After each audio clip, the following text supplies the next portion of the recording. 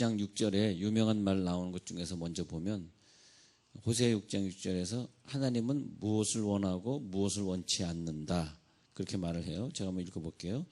그래서 무엇을 원하고 무엇을 원치 않는다 이렇게 말을 할 때 호세아 6장 6절에서 나는 인애를 원하고 제사를 원하지 아니하며 번제보다 하나님을 아는 것을 원하노라 이런 말을 해요. 그러면 호세아 6장 6절에서 인애를 원하고 제사를 원하지 않니 번제보다 하나님을 아는 것을 원한다. 이 말은 뭐냐면 인애와 제사가 전혀 다른 성질의 것인데 어떻게 반대말로 쓰일 수 있겠는가. 인애를 원하고 제사를 원하지 않는다. 하나님은 인애와 제사를 반대말의 선상에 두었습니다. 그리고 번제보다 하나님을 아는 것, 번제를 드리는 것보다 하나님을 아는 것을 원한다. 이랬을 때 어떻게 이것이 반대말의 선상에 있겠는가. 이거에 대해서 우리 깊이 한번 생각해 봐야 되겠습니다. 유대인들은 율법에 충실하고 제사를 열심히 드렸습니다. 우리들의 입장에서 볼 때는 참 신이 굉장히 좋아하겠다. 저렇게 제사를 열심히 드리고 저렇게 11조를 열심히 하고 구제도 열심히 하고 성경에서 율법에 요구하는 것들을 다 지켜 행했습니다. 아니 그러면 된 거 아닙니까? 우리가 하나님을 섬길 때 철저하게 모든 것을 다 섬기는. 그래서 우리들의 입장에서 보면은 내가 이렇게 했습니다. 또 요즘 우리들의 입장에서 보면 뭐 기도도 열심히 했습니다. 뭐도 열심히 했습니다. 그것이 뭐냐 하니까 제사의 분야에 다 포함된다고 보십시다. 하나님 앞에 제사를 드리는 거. 그래서 우리가 어떻게 하늘나라 상급을 쌓기 위해서 또 하나님에게 잘 보이기 위해서 또 때로는 우리가 어떤 기도가 응답이 안 될 때는 기도를 또 응답해 달라고 그냥 뭐 작정 기도도 하고 그렇게 하면서 하나님 앞에 매일 그렇게 기도하는데 하나님은 지금 제가 말한 유대인들이 이렇게 철저하게 했던 그것들을 가지고 예수님이 뭐라 그러냐 하면 예수님이 하나님이 그것을 원하는 것이 아니다. 뭐 마귀의 자식들아 이렇게 얘기한단 말이에요. 그래서 이제 마태복음 9장에 보면 지금 호세아 6장 6절에 하나님은 인애를 원하는 것이지 제사를 원하지 않는다는 말을 예수님이 인용한 분야가 나와요. 거기 한번 제가 볼게요. 마태복음에서 9장 13절에 보면 사실 이 구절도 우리가 잘 이해가 안 되는 그런 구절 중에 하나입니다. 마태복음 9장에 보면 9장 13절에서 내가 긍휼을 원하고 제사를 원하지 아니하노라 하신 뜻이 무엇인지 배우라. 그랬어요. 뭘 배워야 된다는 거예요. 자, 이때 이 사람들은 금식도 하고 뭐 하고 철저하게 하다가 마태가 있는데 마태의 집에 앉아서 세리들과 죄인들과 함께 음식을 먹는 모습을 보고 아니 우리가 평생 얼마나 하나님 앞에 정확히 율법을 지키고 죄인과 먹지 않고 얼마나 성별되게 인생을 살았는데 예수님은 와가지고 마태의 세리 죄인들하고 밥을 먹는단 말이에요. 그랬을 때에 예수님을 핀잔했습니다. 그랬을 때 한 말이에요. 마태복음 9장 13절 내가 긍휼을 원하고 제사를 원하지 아니하노라 하신 뜻이 무엇인지 배우라. 자, 좀 설명이 됐습니까? 자, 어떻게 생각하세요? 자, 학가다는 서로 이제 물어보는 거였잖아요. 물어보는 거. 그래서 아니 세리 죄인들과 함께 마태가 먹고 있는데 유대인들이 와가지고 너 잘못했다 하고 예수님에게 얘기하니까 예수님이 어떤 대답을 했냐면 하나님은 긍휼을 원하시는 분이지 제사를 원하시는 분이 아니다. 이 대답을 왜 했을까요? 유대인들이 그냥 철저하게 자기 율법을 지키고 철저하게 모든 걸 지켰을 때에 하나님이 그걸 기뻐하는 게 아니야. 제사를 기뻐하는 게 아니야. 그럼 유대인들은 평생 그러고 살았는데 평생 율법 지키고 성경책 뭐 딸딸 외우고 뭐 안식일을 정확하게 지키고 그러고 살았는데 하나님이 그걸 기뻐하는 게 아니야. 그랬을 때 유대인들이 이 당시에 얼마나 큰 충격이었을까요? 평생 우리가 이루고 살았는데 하나님 그거 기뻐하는 거 아니야. 아니 이 사람은 뭔데 우리가 평생 일을 율법에 가르친 대로 우리는 안식을 정확히 지키고 이렇게 행하고 이렇게 살았는데 그거 기뻐하는 게 아니야. 하나님은 긍휼을 기뻐하지 긍휼과 인애를 기뻐하지 제사를 기뻐하는 게 아니야. 이렇게 얘기했을 때 상당히 충격적이죠. 그리고 실제적으로 우리도 제가 지금 이 말씀 드릴 때 하나님이 긍휼을 기뻐하고 제사를 기뻐하지 않아? 그 긍휼과 제사가 반대말이야? 저도 사실은 잘 이해가 안 되지만 여러분들 잘 이해가 안 되실 거예요. 근데 우리가 이해가 안 된다 그럴 때는 이것이 무슨 단어가 어려워서 이해가 안 된다는 것보다도 우리가 좀 은혜를 못 받아서 은혜가 안 돼요. 좀 은혜를 못 받았어. 은혜를 더 받으면, 은혜라고 하는 것은 받으면 받을수록 이 분야가 이해가 되어진다는 거죠. 영이 죽어 있는 사람에게 성경을 얘기하고 에덴 동산을 얘기하면 죽어도 안 믿듯이 은혜를 받은 다음에는 뭐 특별한 설명 안 해줘도 이제 에덴 동산도 믿어지고 하나님이 이 지구에만 사람을 창조했지 외계인은 허락하지 않은, 성경에 외계인이 나오지 않으니까 그것이 아무리 얘기해도 UFO를 믿는 사람은 끝까지 또 믿고 또 그러잖아요. 이게 근데 내가 긍휼을 원하고 제사를 원하지 아니하노라 하신 뜻이 무엇인지 배우라. 아니 뭘 더 배우려는 거야? 성경을 딸딸 외우고 잘하고 있는데 뭘 또 배우라는 거야? 자, 여기서 이걸 풀어드리도록 하겠습니다. 하나님이 제사를 열심히 드리고 뭐 1,000번제 드리고 2,000번제 드리고 열심히 하는데 야, 난 제사를 원치 않아. 번제를 원치 않아. 그러니까 이거 어떻게 된 거야? 이거 그럼 뭐 어떻게 하라는 거야 우리한테? 이것도 하지 말고 저것도 하지 말라 그래? 그런 생각이 듭니다. 그래서 이제 마태복음 9장 23절에 예수님이 내가 긍휼을 원하고 제사를 원치 않아. 이 말은 호세아 6장 6절을 근거해서 하신 말씀이었다는 거죠. 자, 하나님이 원하시는 것은 제사가 아니라 긍휼입니다. 긍휼이란 단어는 다른 뜻은 인애입니다. 인애.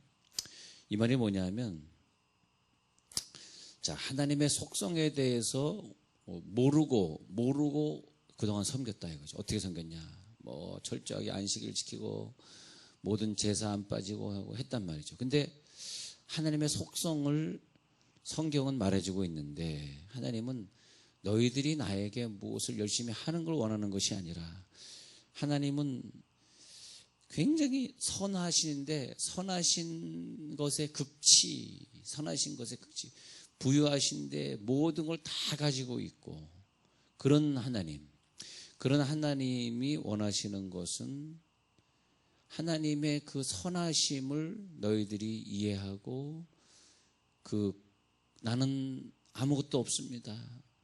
나는 제사도 드릴 수 없습니다. 나는 헌금도 드릴 수 없습니다. 나는 너무너무 부족합니다.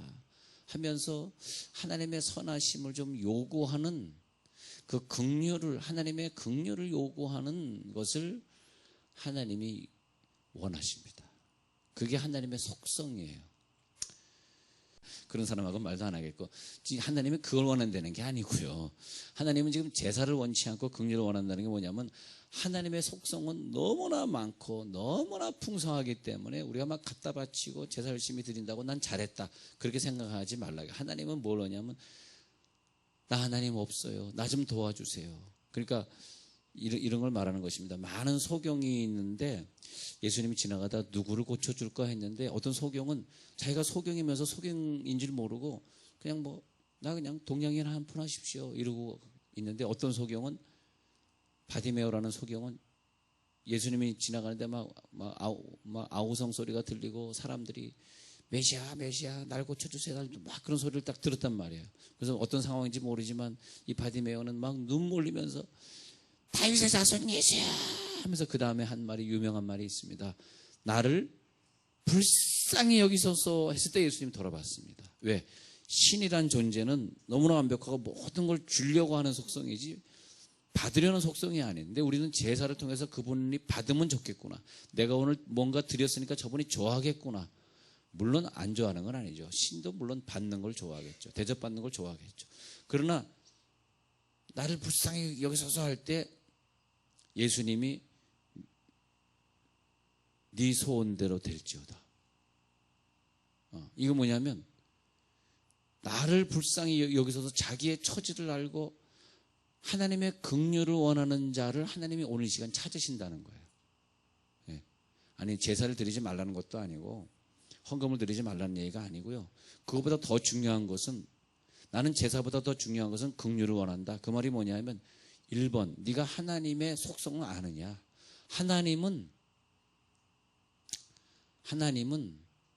나를 불쌍히 여기소서. 가나안 여인이 와가지고 내 딸이 흉악히 귀신 들렸나이다. 불쌍히 여기소서. 예수님이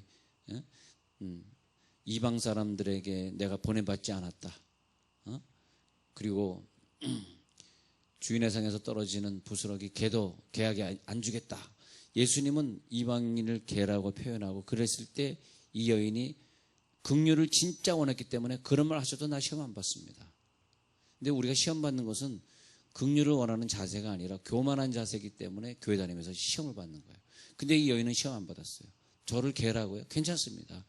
그렇게 말씀하셔도 괜찮습니다. 그렇지만 내 딸은 좀 고쳐주십시오. 나를 좀 불쌍히 여겨주십시오. 몇 년 동안 저러고 귀신 들려가지고 불에도 넘어지고 물에도 넘어지고 지금 죽겠습니다. 예수님이 네 믿음대로 될지어다. 그 믿음이 뭐냐 하니까 하나님의 속성을 아는 게 믿음입니다. 할렐루야. 우리가 오늘 이 시간에 하나님의 속성을 아는 게 믿음이에요. 아는 게 능력이잖아요. 하나님은 어떤 분인가, 무엇을 원하시는가를 알아야 믿음이지. 나는 믿음이 있습니다. 그런데 하나님을 모르면 어떻게 해요? 하나님은 누구를 좋아하느냐? 나 좀 불쌍히 여겨주세요. 내가 지금 긍휼을 원합니다. 이걸 원하신다. 그러니까 불쌍히 여겨주세요. 나 지금 긍휼을 원해요. 이걸 원하는데 우리는 자꾸 시간이 지나갈수록 더 잘 살게 되어지고 더 병원에 가면 다 고쳐주게 되고 이러면서 긍휼의 분야가 자꾸 줄어드니까 다시 우리가 바리새인의 모습으로 돌아가고 있는 게 안타까운 현실이에요.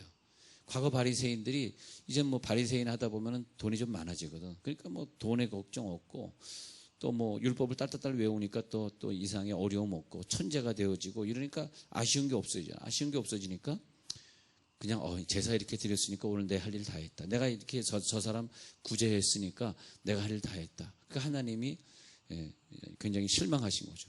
나는 너희들에게 주기를 원하고 너희들은 달라 그래야지 내가 좋아. 달라 그런다는 게 뭐냐, 무슨 돈을 달라 그런 차원이 아니라 하나님의 긍휼을 원합니다. 하나님은 사랑하시는 분이기 때문에 우리가 부모님이 있잖아요. 부모님이 있는데 부모님과 자식 간의 관계에서 왜 부모님이 아파트 한 채 가지고 있고 현금 좀 가지고 있는 걸 다 뺏지 말아야 되냐 하면은 우리가 그걸 다 뺐잖아요. 자녀 이름으로 다 돌려버리고 그다음엔 처음 한두 해는 어머니가 이렇게 아파트도 우리 이름으로 돌려주시고 현금도 주셔서 우리 잘 살아서 너무 감사해요. 첫 해 동안은 한 달에 한 번씩 찾아오지만은 2년 3년 지나면은 그 고마움이 이제 점점 줄어들거든요. 그럼 이제 뭐 현금도 없고 아파트도 자기 이름으로 안 되는데 야 양론에 갖다 놓자 뭐 이래가지고 양론에 이제 갖다가 이제 놓거든요. 근데 그래서 이제 우리 부모님들에게 늘 현금이 있어야 되고 자기 이름으로 있어야 되는 게 뭐냐면 부모님의 마음은 뭐냐면 지금 뭐 자기가 뭐 70대인데 다 이름으로 남겨주고 싶죠. 그러나 그러지 말아야 되는 것은 부모의 입장은 뭐냐면 자꾸 줘야 되는 입장입니다. 조금 가지고 있다가 그저 한 달에 한 번 애들이 오면 10만 원씩 용돈이라도 주고 이 주는 걸 기뻐하는 게 부모의 심정이거든. 하나님은 우리를 이렇게 줘야지 기뻐하시는 거단 말이에요. 근데 우리는 자꾸 하나님 앞에 드림으로 기뻐하심을 받으려고 그러니까 그래서 이제 긍휼과 제사라는 단어가 반대말로 쓰이게 된 거죠. 자, 이해가 되시죠? 그래서 나는 긍휼을 원하는 것이지 너희들의 제사를 원하는 것이 아니야. 그러니까 이 당시의 사람들은 이해를 못했고 또 지금도 우리들이 영적인 어떤 영성의 은혜를 체험하지 않고서는 이 성경들이 잘 이해가 안 되는 거죠. 그러면 긍휼을 원하는 하나님 앞에 제사를 드리고 있는 사람들이 누구냐 하니까 여호와를 알지 못하는 사람들이죠. 여호와를 알지 못하는 사람. 이만하면 됐지, 이만하면 잘하고 있는 것이지. 이 사람이 누구냐? 하나님을 알지 못하는 사람입니다. 그래서 호세아 5장에서 보면 이들이요, 이 나라 사람들이 하나님 앞에 제사도 드리면서 이만하면 됐지 하면서 뭘 또 하냐 하니까 우상을 같이 섬겨요. 네. 그 마찬가지로 우리가 나 하나님 앞에 예배 드리면 됐지라고 하는 착각을 하기 때문에 세상에 나가서 완전히 예수님 안 믿는 사람처럼 죄도 짓고 그러고 살아요.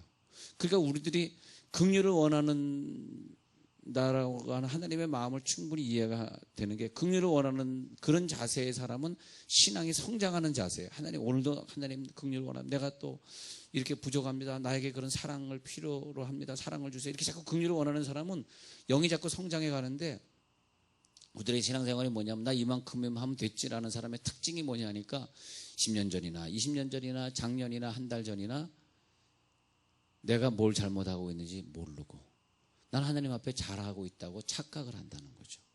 예. 그러면 내가 뭘 잘하고 잘못하고는 어디서 아느냐? 자, 여기서 이제 두 번째 이제 말씀드릴게요. 어디서 알게 돼? 내가 지금 다른 사람들에게 잘하는가 못하는 걸 어떻게 알게 되느냐? 요걸 이제 보시기 바랍니다. 하나님이 긍휼을 원하시는 것이 제사를 원하시는 게 아니야. 그러면서 내가 제사를 드리기보다는 오늘 기도하면서 하나님, 내가 이번 주에도 이런 죄를 지었어. 나 눈물 흘리고 기도하면서 이걸 원하신다는 거예요. 땅을 치고 통곡하면서 내가 이렇게 잘못했습니다. 내가 하나님 기뻐하시지 않는 걸 내가 행했습니다. 이렇게 기도하는 걸 하나님 원하시는 거라는 거죠. 내가 오늘 나이를 이렇게 일주일에 2번씩 금식했나이다. 내가 제사를 잘 지켰나이다. 하나님 기뻐하시죠. 그렇게 하는 것보다는 내가 이렇게 하나님 앞에 실수했나, 내가 부모님에게 소리 질렀나이다, 내가 이렇게 누구를 속였나이다, 내가 하나님 기뻐하시지 않는 걸 내가 행했나이다, 나에게 그래서 하나님 오늘도 용서가 필요해요, 긍휼이 필요해요, 이걸 원하신다는 거죠. 아시죠? 네. 그러면 내가 오늘 긍휼이 필요합니다, 인애가 필요합니다 라고 그렇게 요구하는 사람이라면은 두 번째 어떤 사람이 되느냐? 다른 사람들을 긍휼히 여기는 사람이 된다는 것입니다. 네. 이게 같은 영이라는, 같은 영. 내가 나에게 잘못하는 사람, 나를 미워하는 사람을 긍휼히 여기는 사람이 된다는 것은 내 힘으로 되는 게 절대 아니고요. 그 사람이 누구냐? 하나님, 나에게 긍휼을 좀 주세요. 다윗의 자손 예수여, 나를 좀 불쌍히 여겨주세요. 이런 자세가 된다는 것입니다. 네. 그래서 긍휼히 여기는 자는 복이 있나니 저희가 긍휼히 여김을 받을 것이며 라고 산상보훈에서 마태복음 5장에서 예수님이 말씀하셨어요. 이게 뭐냐면 남을 긍휼히 여길 수 있는 자만이 다윗의 자손 예수의 불쌍히 여기소서라고 하는 그런 언어를 사용할 수 있다는 것입니다. 예. 그렇죠. 우리가 신앙생활을 앞으로 할 때에 내가 이거 하고 있으니까 하나님 기뻐하시죠. 그렇게 하지 마시고, 내가 이것을 했는데도 하나님, 나는 아직도 긍휼이 더 필요합니다. 이것으로 나는 만족 못하겠습니다. 나를 좀 더 불쌍히 여겨주십시오. 그렇게 기도하다 보면 나보다 좀 못한 사람, 나보다 신앙생활 잘 못하는 사람, 나보다 돈이 없는 사람, 나보다 불행한 가정이 긍휼히 여겨지는 생각이 들더라 이것입니다. 그래서 이제 야고보서 다시 읽어드린 구절로 다시 돌아오면, 야고보서 2장 12절에 보면, 야고보서 2장 12절에 너희는 자유의 율법대로 심판받을 자처럼 말도 하고 행하기도 하라. 자, 우리가 어떤 행동, 내가 어떤 사람을 정죄했잖아요. 내가 어떤 사람을 정죄한다는 건 뭐냐 하니까 내가 그와 똑같은 심판을 받게 된다는 것입니다. 내가 어떤 사람을 정죄한다는 것은. 그러니까 우리가 하는 모든 행동은 하나님이 나에게 하는 것과 같다. 내가 다른 사람을 용서하지 못하면 하나님도 나를 용서하지 못하는 거죠. 그래서 주기도문을 매일 외우는 주기도문, 내가 남의 죄를 용서한 것처럼 나도 용서함 받기 원합니다. 아시겠죠? 내가 남의 죄를 용서하는 것처럼 나도 용서해 주옵소서. 그렇게 용서를 기도하라는 거죠. 네, 그렇죠. 율법대로 심판받을 자처럼 말하래. 이게 누구냐? 하나님이 긍휼의 하나님이라고 하는 걸 이해하는 사람입니다. 자, 점점 더 어려워지고 있습니다. 자, 야고보서 2장 12절. 우리는 어떻게 예수를 믿어야 되냐 하면 남을 심판하려고 율법을 사용하지 말고 그 율법이 나를 심판할 것이다. 그래서 내가 그러면 뭘 원하냐? 나는 긍휼을 원하는 것이지 심판을 원하는 게 아니라는 거야. 13절. 긍휼을 행하지 아니하는 자에게는 긍휼 없는 심판이 있으리라. 왜? 하나님은 긍휼의 하나님이니까. 하나님이 긍휼의 하나님이라고 하는 걸 느껴지면 하나님, 내가 긍휼을 원해요. 그럼 하나님 되게 좋아하시는 거예요. 그런 사람은 남에게 긍휼을 베풀게 된다는 거죠. 긍휼을 베푼다는 사람은 뭐냐면 긍휼의 하나님이시기 때문에 나를 하나님이 심판하지 않는 하나님이 되죠. 하나님은 우리를 심판하기 원하지 아니셔요.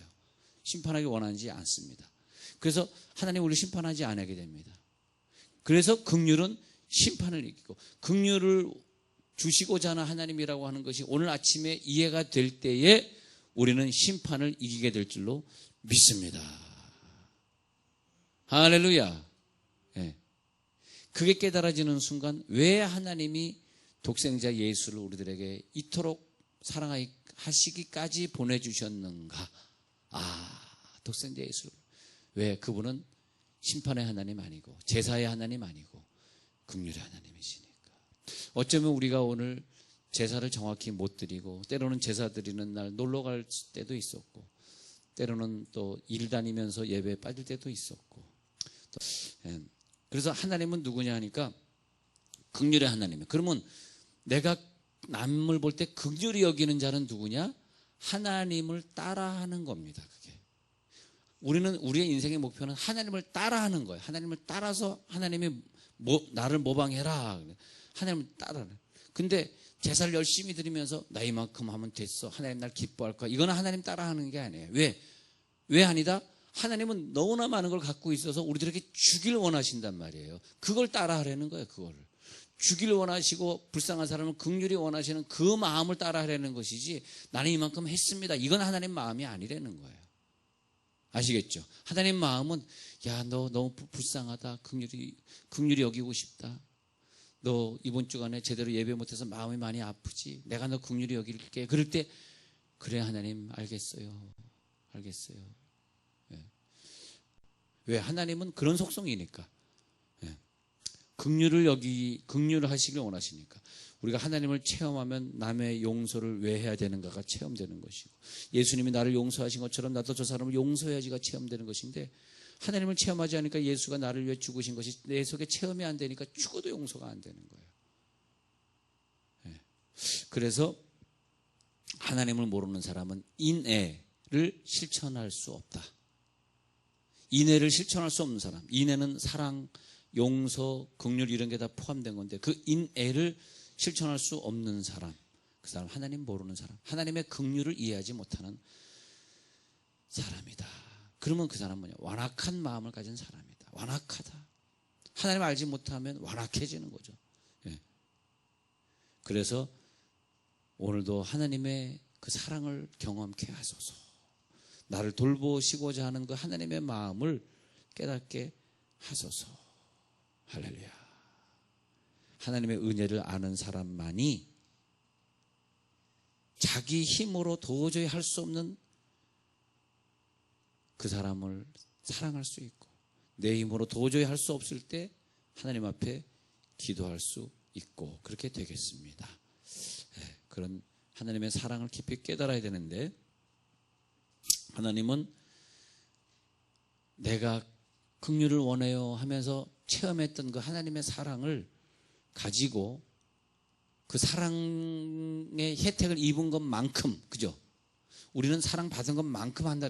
부모에게 사랑받은 것만큼 남을 사랑한다고 배웠잖아요. 그러니까 하나님은 이런 사랑을 나에게 주셨어. 맞아. 나는 긍휼을 원해. 오늘도 나는 하나님의 긍휼 없으면 난 살 수 없어. 이렇게 깨달은 것만큼 다른 사람에게 할 수 있다. 할렐루야. 아시겠죠? 그래서 하나님은 긍휼의 하나님이시길 원하신다. 자, 탕자가 돌아올 때 이 아버지는 하나님의 사랑을 많이 받았기 때문에 그 탕자를 넉넉히 용서할 수 있는 마음이 있었던 긍휼이 자기 아들을 긍휼히 여기는 자가 되었기에 하나님의 긍휼을 받은 탕자의 아버지가 되었더라. 그죠? 그게 뭐냐? 예수님의 마음이다. 예수님의 마음은 아버지의 마음과 너무너무 똑같았습니다. 아버지께서 나에게 말씀하심에 내가 그대로 행하노라.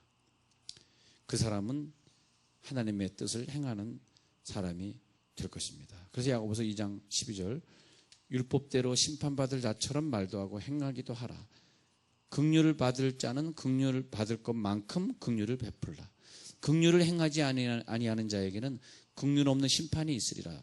이게 뭐 율법적인 하나님 말씀하는 것이 아니라 야고보서 2장 13절에 긍휼을 행하지 아니하는 자는 긍휼 없는 심판이 있으리라. 이 말의 결론은 뭐냐면 긍휼을 행하지 않은 자는 간단하다. 하나님의 긍휼을 못 받은 사람이라는 거예요. 그래서 긍휼 없는 심판을 받을 수밖에 없다는 거예요. 하나님 무서운 하나님이라고 하는 뜻이 아니고요. 우리가 어떤 심판을 받을 때 하나님이 나를 심판하고자 해서 내가 심판을 받아, 그런 차원에 생각하지 마시고, 우리가 어떤 심판을 받을 때 그 심판은 내가 그렇게 한 것이지 하나님이 나를 심판한 건 아닙니다. 우리가 남보다 좀 일찍 죽는다 할 때는 하나님이 원하지 않는 것을 먹었거나 하나님이 원하는 운동을 우리가 안 했거나 해서 그런 것이지, 우리가 하나님이 원하지 않는 스트레스를 우리가 받았거나 그런 것이 하나님이 우리를 죽이려고 한 것은 아니라는 거죠. 그러니까 항상 우리가 하나님 앞에 설 때에 심판받았어, 하나님 참 나쁜 하나님이네, 그렇게 말하지 말라는 거예요. 네가 남에게 긍휼 없는 삶을 살았기 때문에 긍휼의 하나님을 네가 몰랐고 긍휼을 네가 못 먹었다는 거죠. 긍휼을 네가 못 받았기 때문에 남에게 긍휼 없이 행동한 것이라는 거죠. 그 심판을 가지고 하나님을 미워하지 말라는 것입니다. 그래서 오늘 여러분들에게 긍휼이 넘치길 간절히 축원합니다.